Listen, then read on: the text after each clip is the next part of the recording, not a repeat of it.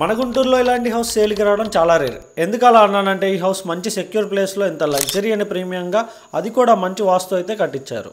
ఈ ఇల్లు మొత్తం 133 గజాల్లో ఈస్ట్ ఫేసింగ్తో లోపల ఇంటీరియర్ మామూలుగా లేదు. లోపల హాల్ చూస్తున్నారు కదా ఎంత స్పేషియస్గా అండ్ ప్రీమియంగా ఉందో.